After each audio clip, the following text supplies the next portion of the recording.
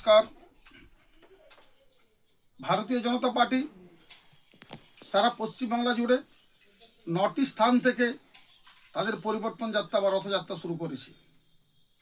এই পরিবর্তন যাত্রা পশ্চিমবাংলার সমস্ত বিধানসভা ভিতর যাবে এবং সেটা শেষ হবে 14ই মার্চ।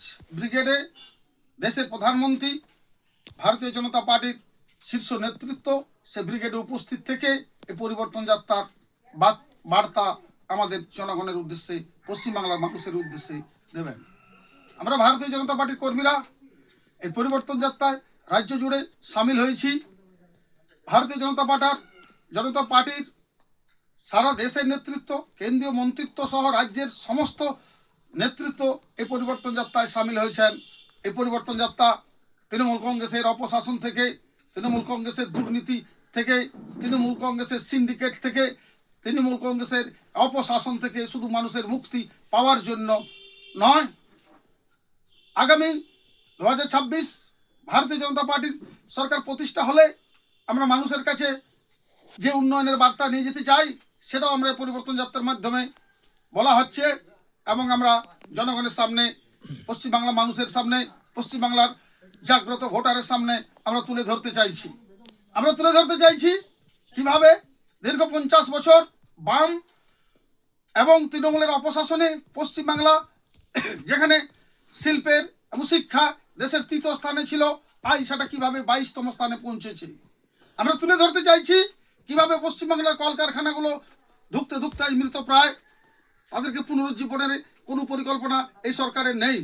আমরা তুলে ধরতে চাইছি এই রাজ্যে শিক্ষিত বেকার প্রতি বছর পরীক্ষার মাধ্যমে, প্রতিযোগিতামূলক পরীক্ষার মাধ্যমে স্বচ্ছভাবে যে নিয়োগের প্রক্রিয়া সেটা যাতে আগামী দিনে আমরা চালু করতে পারি সেটাও আমরা পরিবর্তন যাত্রায় তুলে ধরতে চাইছি।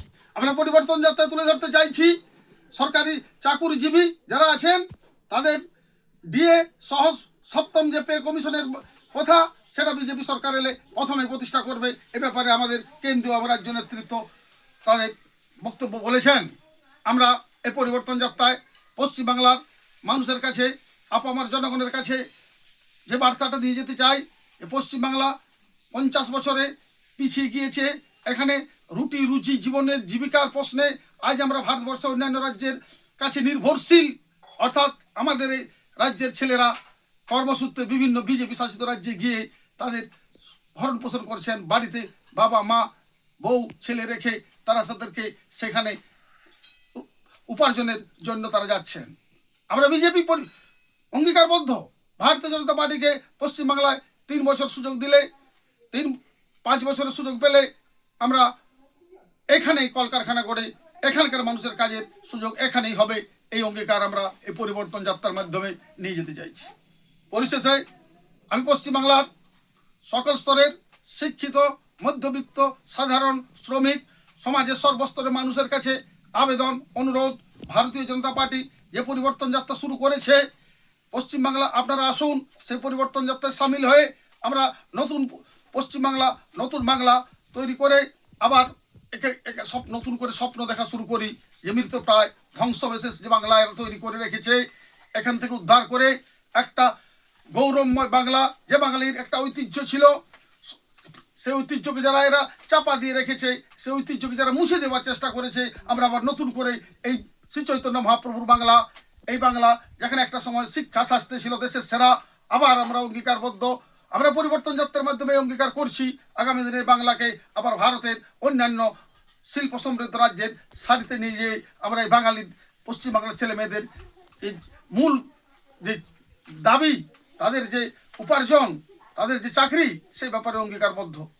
আমরা এই দাবি নিয়ে রাজ্যের সর্বত্র যে সাড়া পাচ্ছি তাতে আমরা নিশ্চিত 2026-এ তৃণমূল কংগ্রেসের যে বিসর্জন সেটা হয়ে গেছে, সেটা নিশ্চিত হয়ে গেছে।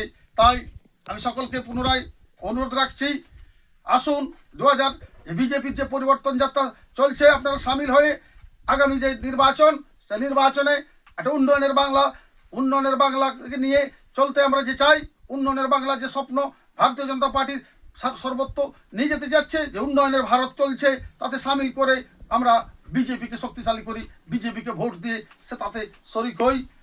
সকলকে জাতীয়তাবাদী এবং গৈরিক অভিনন্দন জানিয়ে আমি আমার এই বক্তব্য এখানেই শেষ করছি। নমস্কার। ভারত মাতা কি জয়।